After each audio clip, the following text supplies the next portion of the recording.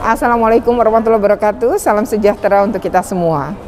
Kali ini saya berada di SMP Negeri 30 Jakarta Utara. Dan ini adalah posko PPDB tahun 2022 yang dibuka oleh Sudin Pendidikan Jakarta Utara Wilayah 2. Di sini saya akan melakukan pengawasan posko ini, masyarakat yang datang siapa aja, apa sih sebenarnya yang diadukan masyarakat atau masyarakat butuh bantuan apa, lalu bagaimana sih proses pelayanannya. Dan di video ini ada juga ya, kita akan ketemu juga karena DPRD DKI Jakarta juga melakukan pengawasan. Jadi nanti kalau ketemu dengan anggota DPRD DKI Jakarta yang pengawasan di sini, kita juga akan melakukan wawancara. Oke. Ikuti terus saya. Tapi sebelumnya jangan lupa untuk di like, share, comment, and subscribe. Bagi yang belum subscribe, segera subscribe untuk terus terupdate dengan video tentang pendidikan dan anak. Terutama sekarang lagi hangat tentang PPDB. Oke, ikuti terus saya.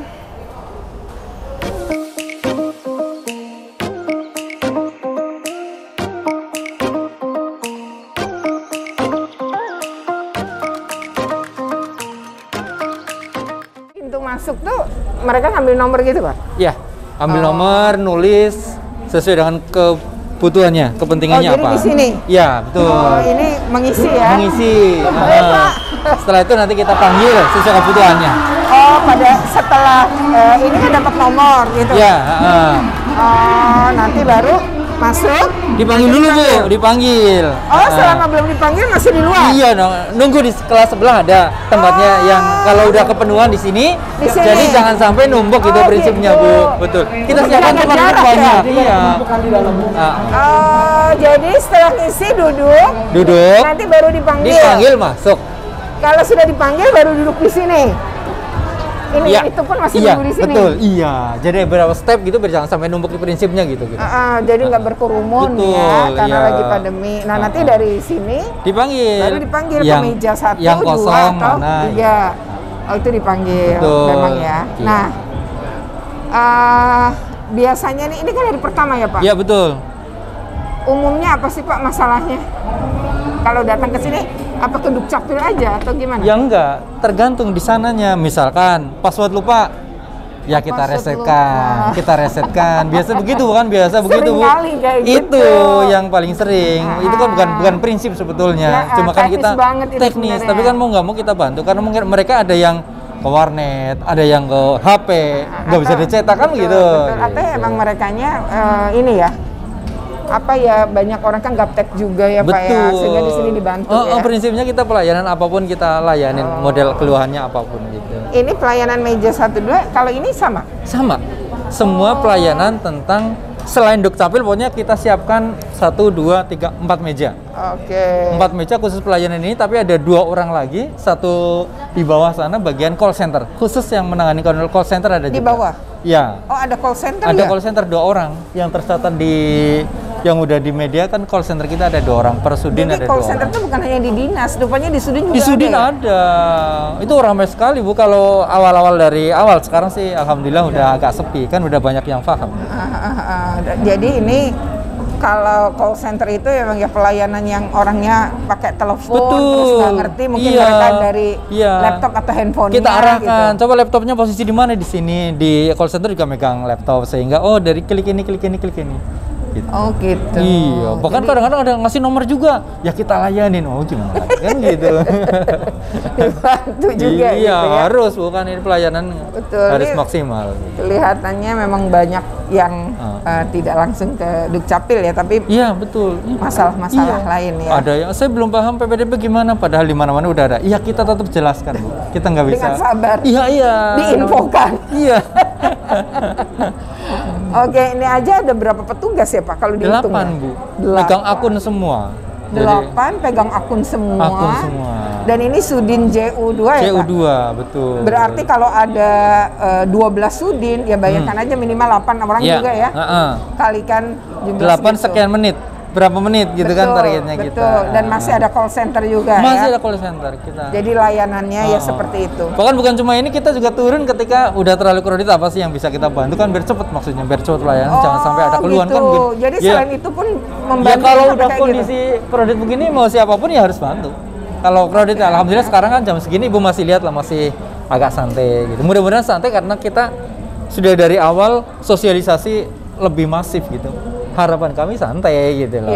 Kalau santai kan artinya kita berhasil sosialisasi itu. Berhasil mengedukasi masyarakat. Jadi masyarakat secara mandiri mendaftarnya kan. Iya.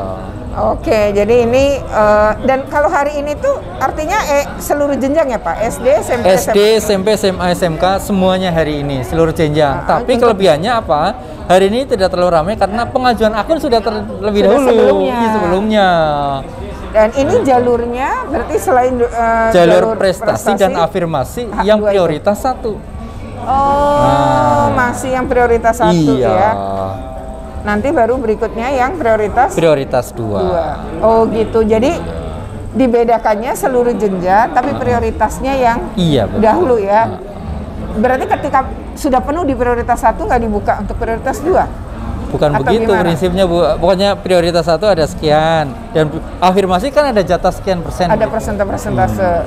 Oh begitu. Jadi ini masyarakat perlu tahu bahwa walaupun ini prioritas 1, tapi sesungguhnya ada prioritas. Ada. Jadi nanti afirmasi itu pokoknya dijumlahkan. Prioritas 1 dan prioritas 2 dijumlahkan sekian persen. Oke. Jadi sebenarnya bertahap-tahap itu untuk tidak padat juga pada saat mendaftar ya Pak? Betul, iya. Dan ini kayaknya lancar dari pagi. Insya Allah lancar, mudah-mudahan lancar karena istilah kata server juga udah mungkin karena sudah membagi itu betul, kali ya, karena momennya udah kita bagi dari awal. Yuk, ayo mulai pengajuan jadi, SD seminggu, SMP seminggu, SMA, SMK seminggu. Nah, sekarang kemungkinan jadi pintunya nggak penuh, nggak berjejal-jejal. Iya. Kan dari pengalaman tahun-tahun sebelumnya. Jadi belajar pengalaman itu dan ternyata berhasil dong dengan pola ini ya.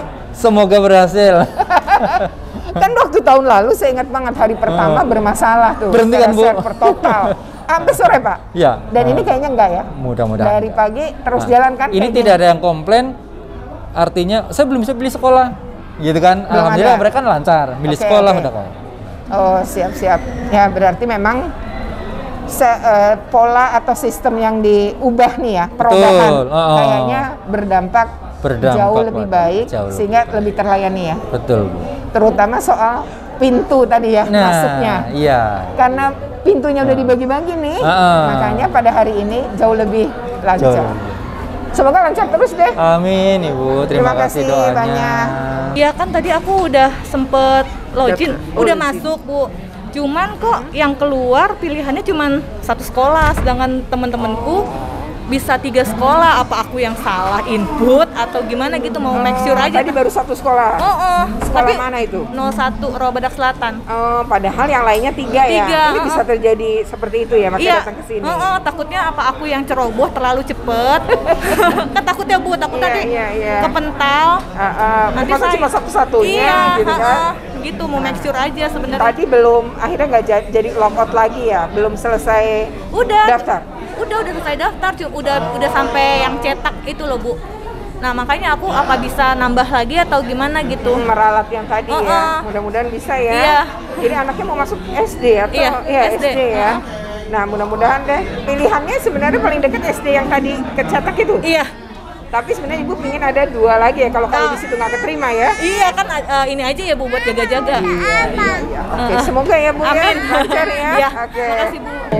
Begitu nanti dia udah hilang, tidak diterima di salah satu sekolah, baru bisa mengajukan lagi. Jadi sebenarnya nggak perlu khawatir ya sih Ibu. Nggak ada masalah, selama milih 1 diterima selesai lah. Kecuali selama belum diterima kan masih bisa. Kalau belum diterima, pilih lagi 3 nanti tambah. Oh gitu, jadi sebenarnya nggak apa-apa. kepanikannya bisa diatasi. Yang Dukcapil baru 4 orang. Tapi yang soal PPDB 41. Jam berapa nih? Jam 9-an ya. Dan rata-rata riset akun ya, berarti lupa password. Iya.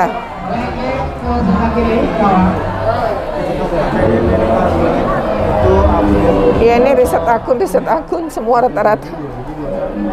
password. Lupa password ya? Karena terlalu lama dari awal bikin akun. Karena jaraknya jauh. Dan udah lama ya? Ini rata-rata tadi itu juga riset ya? Iya, riset. Ini yang nunggu ya Pak? Iya, ini yang baru mau daftar. Ini yang mau daftar, ini yang nunggu ya?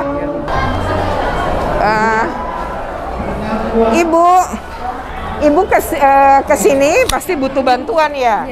Bantuan apa nih Bu? Ada masalah apa? Saya pengen buka password, insert password.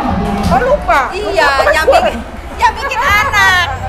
Tiba-tiba saya pikir saya udah aman lah, saya udah bikin akun gitu. Iya. Pas saya mau daftar, tanyain passwordnya, saya nggak tahu loh. Dan anaknya lupa juga? Iya, katanya nggak ada. Mana mungkin sih Kak? Kok nggak ada gitu? Ya pasti ada. Pasti ada. Dia lagi sekolah lah Bun. Gak apa-apa, riset akun sebentar kok. Oh gitu. Ini sama atau gimana? Pada lupa password juga. Kelamaan sih ya antara daftar kemarin itu ya. Nah, dan kakak bikin akun dulu. Iya. Nah, mungkin kepikir padahal punya kakak udah pengalaman punya anak pertama. Cuman namanya ya lu, ibu lupa lah Bu. Tetap semangat. Ya, Bu. Nggak lama kok kalau Ya. riset akun ya. Ya. Nanti jangan lupa passwordnya pas daftar ulang. Oh, kalau daftar anaknya ulang? diterima, pakai Password password lagi. lagi. Oh, Jadi nanti dicatat. Oh, Catat ya, aja di handphonenya, jangan hilang ya. ya Bun ya. Di foto kalau kayak ya, Ya, oke terima kasih. silahkan ya. Bapak tadi minta bantuan apa ke sini? Saya sih mau minta ini Bu ya, ganti alamat. Oh ganti alamat, Dukcapil berarti tadi? Dukcapil, iya. Cuman nggak bisa Bu katanya Bu. Soalnya saya belum setahun katanya. Oh Jadi terakhir nggak bisa. kan harusnya 1 Juni 2021. Iya, 2023. Bapak kapan itu? Saya Setelah itu? 2022 sini, cuma saya baru bikin kakaknya tanggal 17 bulan 1 2022. Oh, iya, belum bisa, betul. Belum bisa ya. Karena paling lama tuh Jadi jadi nggak bisa dapat deket sekolahnya, nggak bisa yang deket rumah gitu. Jadi nggak bisa yang ya? alamat lama harusnya. Oh harus yang lama itu. Iya, alamat lama lama. di mana? Kali baru Bu. Oh kali baru. Sekarang Bapak di mana? Bapak saya di Rorotan. Oh Rorotan jauh ya Pak ya? Lumayan ya? Jauh, makanya saya minta tolong, nggak bisa katanya sistem. Iya karena aturannya demikian. Iya. Jadi belum setahun Bapak, makanya nggak bisa ya. Ya mudah-mudahan dapat lah Pak yang lokasi di dekat Masalahnya rumah ya. anak saya kemarin udah nggak sekolah Bu, setahun Bu. Oh setahun. Karena biaya juga, nah karena umur kemarin juga. Mau swasta nggak bisa Bu, bayarnya mahal. Saya juga nggak ada Nggak duit. bisa Bapak nggak mampu kalau secara itu kalau ke swasta. Iya. Jadi ini makanya pilihannya harus ke negeri ya. Iya. Tapi ternyata belum bisa ya. Bisa juga Bu. Kalau dari Kalibaru ke Rorotan lumayan jauh ya Pak Lumayan ya. jauh, Bu, ya. Ongkosnya juga sulit ya. Iya. Padahal udah tahun lalu anak Bapak nggak sekolah ya. Di tahun lalu setahun Bu. Jadi harusnya sekarang ini kelas 2. Jadi setahun dia nggak sekolah. Bu. Bapak sebelumnya belum tahu kalau kakak itu harus 1 tahun sebelumnya itu belum tahu Bapak Belum sebelumnya. tahu Bu. Jadi baru tahu ini ya. Iya. Dan harapannya sebenarnya anaknya bisa ya karena nggak ada biaya ya Pak ya. Dengan Bapak siapa? Bapak Hidayat Oh Bapak Hidayat. Bapak berharapnya anak Bapak bisa sekolah di tahun bisa ini ya. sekolah, iya, di Di dekat rumah. negeri ya. Di dekat rumah Bu yang pasti. Ini sekarang masuk ke jenjang apa? Dari SD ke SMP atau SMP ke SMA? Dari SD ke SMP Bu. Dari SD Iya. mau ke SMP? Iya, tahun kemarin kan dia nggak dapet tuh. Nah, suruh masuk. Berharapnya? Suruh masuk ke swasta saya nggak mau Bu, karena nggak ada biaya saya. Kalau sekolah yang terdekat sekolah negerinya apa Pak sekarang? SMP 200 Bu.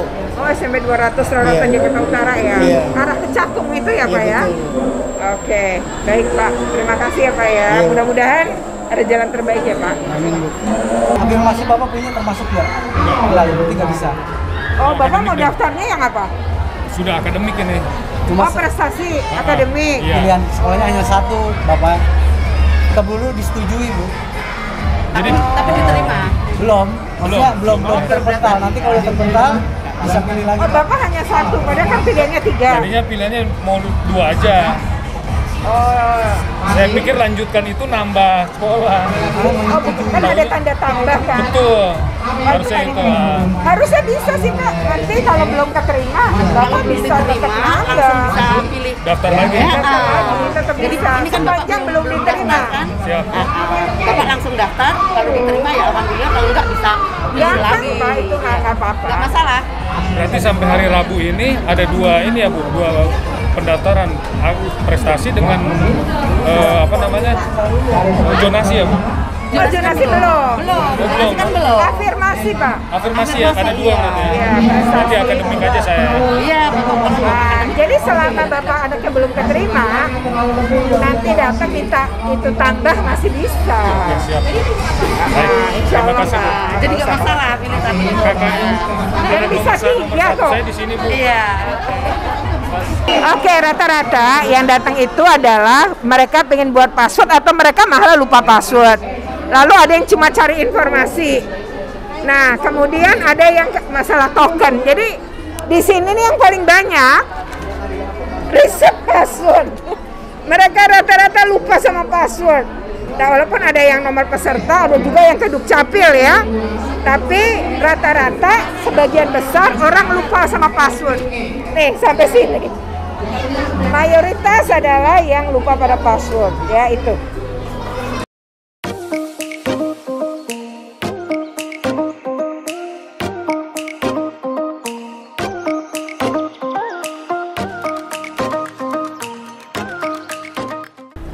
Kalau masalah kependudukan jadi kesini nih Pak. Ini Pak Joni dari Komisi E, pengen lihat.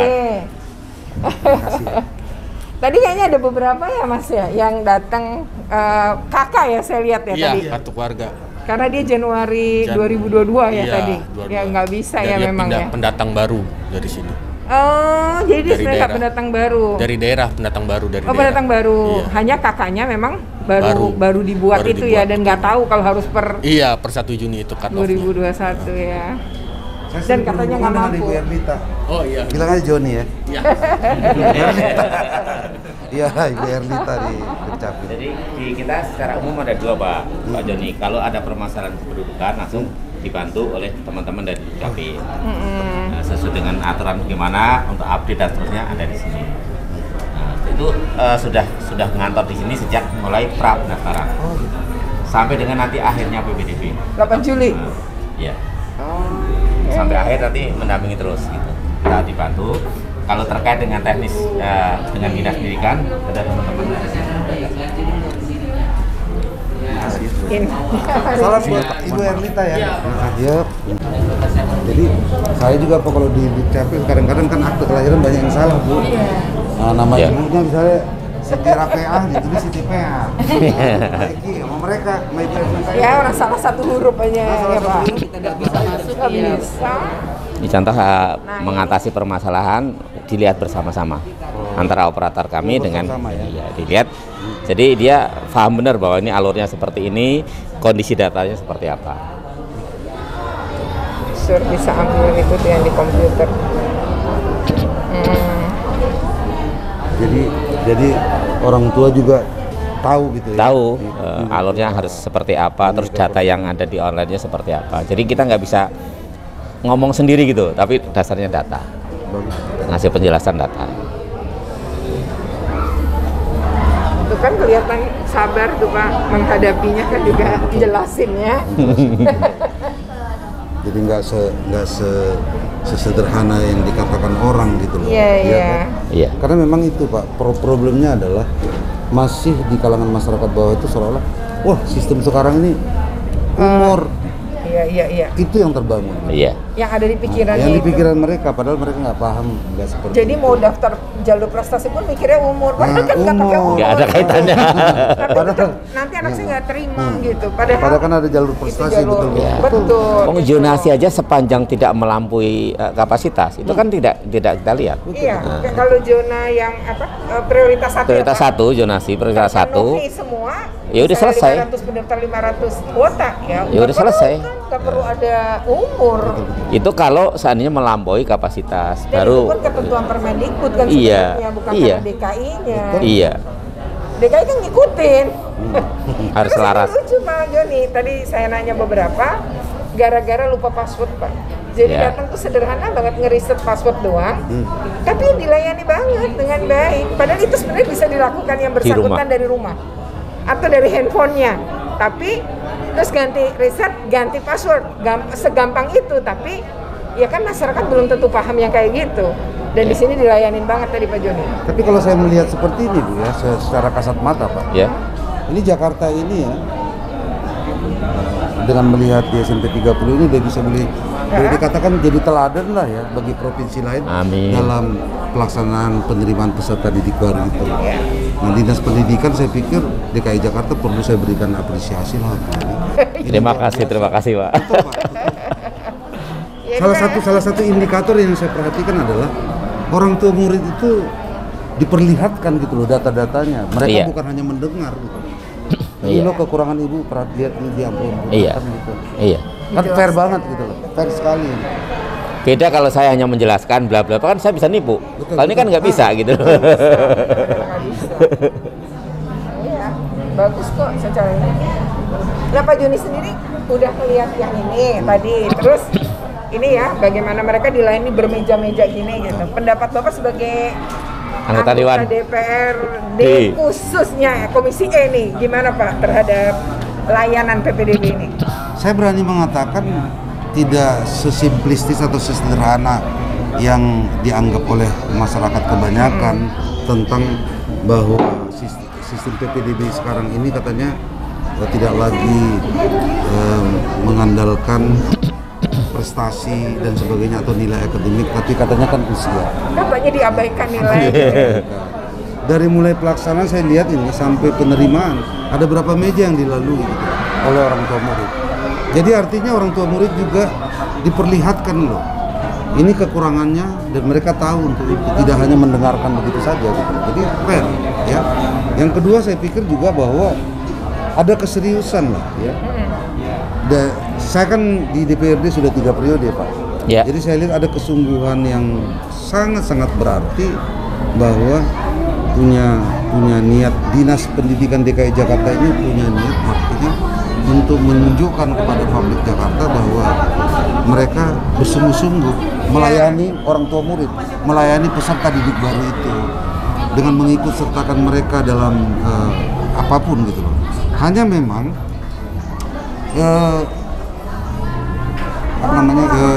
sosialisasi itu yang mungkin kurang ditangkap masyarakat. Tapi bukan berarti kurang sosialisasi. Hanya memang orang tua murid karena mereka sudah punya pikiran sendiri ya untuk tujuan dengan pemikiran dia, mereka sudah menganggap bahwa seolah-olah sekarang ini persoalannya usia aja. Iya. Nah, berarti yang sesungguhnya ada gap. Tapi karena sudah subjektivitas beberapa orang tua yang punya posisi mungkin dia sebagai influencer atau dia orang-orang lumayan ya yang sudah mempengaruhi orang tua. Jadi tapi pengaruhnya keliru. Jadi sudah digambarkan bahwa kan dia udah mempersiapkan nih dari mulai anaknya SMP, SD, SMP harus ke sekolah ini. Tiba-tiba dengan sistem baru ini ya yang menurut saya bagus ya menurut saya bagus karena tidak lagi mengukur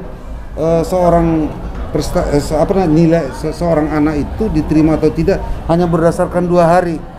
Ya, 3 tahun yang dialami belajar itu tidak lagi mengandalkan itu. Iya, ujian nasional waktu itu lah gitu. Ujian nasional ini misalnya. udah enggak ya. Enggak. Dan betul-betul sebenarnya semua orang bisa mengakses sebenarnya Pak ya. Dan ini kan kelihatan semangat kolaboratifnya kan kelihatan. Iya. Nah, tidak berdasarkan persaingan tok gitu kan. Dan kalau nggak keterima memang sekolah negeri terbatas kan Pak? Betul, apalagi kan memang sekolah kan terbatas. Kalau misalnya sekolah negeri nggak terbatas ya nggak mungkin ada seperti ini kan. Udah terima semua. Saya pikir bagus. Dan ada satu lagi Pak, katanya ini enak bener yang miskin dapat segalanya termasuk PPDB bersama gitu. Nah sebenarnya kata-kata itu tuh Pak, itu kira menurut Bapak sebagai anggota Dewan gimana? Ya kalau kan orang yang nggak punya uang betul miskin kan bisa putus sekolah ya, kan sehingga Pemprov lebih memfasilitasi. Kalau dalam sudut pandangan saya gitu loh, bahwa memang kan tidak semata-mata menilainya kan dari sudut akademik. Oke. Ya nilai akademik. Ya. Yang kedua juga memang negara kan harus hadir untuk berpihak kepada orang-orang yang lemah. Betul. Karena mungkin dia tidak akan mampu mengakses ini secara normal kalau negara tidak hadir untuk berpihak kepada orang lemah itu gitu loh. Nah kalau orang-orang mampu kan misalnya seandainya pun dia tidak diterima, dia masih bisa masuk ke sekolah-sekolah swasta yang terbaik, yang pasti mahal. Nah, kalau orang susah misalnya, ketika dia sudah tidak bisa masuk di SMA negeri, kalau kita tidak berikan subsidi atau keberpihakan kepada mereka, masuk lagi ke sekolah swasta. Nggak bisa lagi. Tapi swasta juga, ya kita sudah tahu kan gitu loh kan. Iya. Nah, dia harus bayar lagi, sudah dia susah dia bayar lagi. Gitu. Bisa putus sekolah ya Pak. Nah, saya pikir kalau di sini kita lihat bentuk kehadiran negara secara tegas kepada orang-orang tidak mampu. Tapi bukan juga misalnya anak-anak orang kaya kalau dia pintar juga diabaikan, kan ada juga kuota. Nah, bagi anak-anak berprestasi. Iya. Betul. Perpindahan orang tua kan juga tidak melihat ini ya. Iya, betul. Oke. Dan tahun ini kan ada pembaharuan lah dari tahun sebelumnya. Tahun sebelumnya yang prioritas 1 kan yang 1 RT dengan sekolah. Nah, kalau sekarang yang beririsan yang dulu prioritas 2 menjadi prioritas 1. Bersebelahan sekarang menjadi prioritas 1. Berarti kan kesempatan karpet merahnya lebih besar. Lebih banyak ya. Untuk yang sekarang. Betul. Kecuali Malampoi ya Pak, situ padat. Iya. Daya tampungnya terbatas ya, mau nggak mau ada seleksi sedikit ya. Iya. Tapi kalau usia kan bukan yang utama ya sekarang. Bukan. Udah yang kesekian lah. Oke. Nah itu penting, seperti Pak Joni tadi bilang, orang pikirannya umur-umur aja kan Pak. Mereka pikirkan seperti itu. Padahal udah nggak begitu kan. Seperti itu. Iya. Oke. Saya sudah keliling-keliling, juga udah nanya apa yang datang gitu ya. Pelayanannya seperti apa, kemudian juga mereka tuh menghadapi masalah apa gitu.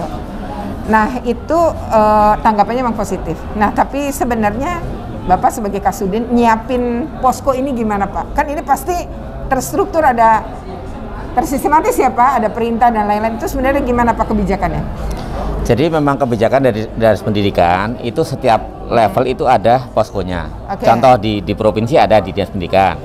Kemudian di Balai Kota juga ada. Kemudian di tingkat Sudin. Di Balai Kota ada ya? Ada. Nah, kemudian di tingkat Sudin masing-masing Sudin ada. Berarti kalau tiap Sudinnya ada berapa? Ada 12 Pak? Ada 11. Ada 11. Semuanya ada? Semuanya ada. Semuanya ada.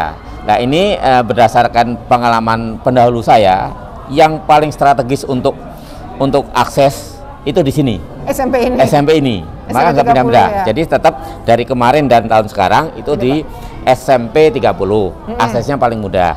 Iya, langsung pinggir jalan memang ya. Di samping itu kelebihannya juga dekat dengan kantor Sudin. Jadi kalau ada kekurangan apa-apa di kantor wali kota.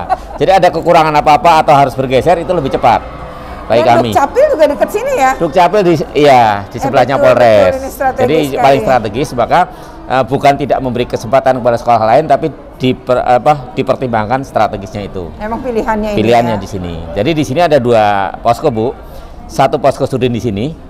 Yang satunya lagi posko sekolah SMP 30 di bawah. Karena sekolah juga wajib buat ada buat posko. Nah, jadi yang diharapkan wali murid atau calon wali murid itu sebenarnya datang ke sekolah terdekat saja bisa. Nggak harus ke sini dan nggak harus ke dinas. Nggak harus. Jadi terdekat, walaupun sekolah itu tidak menjadi pilihan, nggak masalah. Tetap kita layani. Bukan sekolah tujuan pun silahkan aja. Kita layani. Gitu ya. Betul. Jadi memang memudahkan maksudnya kan ya Pak ya. Kalau misalnya dekatnya daripada sekolah dekatnya kemari, ya kita layani di sini. Bahkan di sini juga ada melayani yang untuk bukan Jakarta Utara Bu. Misalnya orang tuanya bekerja di sekitar utara, rumahnya di luar Jakarta utara, Barat, misalnya. Tapi untuk komunikasi, untuk mendapatkan penjelasan bisa di sini. Bisa di sini. Iya. Jadi ini selain menerima pengaduan, tapi juga melayani orang-orang yang sebenarnya mau ngedaftar, misalnya kesulitan. Ya itu ya. Iya betul. Lalu kemudian ya konsultasi. Kita layani. Cari informasi yang diperlukan, ya, itu memang bisa ya Pak. Iya. Jadi itulah kenapa ini posko-posko dibuka untuk orang mudah akses ya. Iya. Tujuannya kan itu. Mudah akses. Dan kalau kita siapin orang, masyarakat kita membaca dengan mendengarkan lebih cenderung mendengarkan. Padahal kami sudah pasang poster ke semua kelurahan, kecamatan sudah kita pasang. PPT udah dikirim. Iya, PPT udah kirim. Sosialisasi mulai dari tingkat wali kota, terus para kasatlank kecamatan dengan lurah-lurah dan seterusnya perangkatnya. Di sekolah masing-masing juga sudah. tapi orang akan lebih kelihatannya akan lebih puas kalau datang ke posko.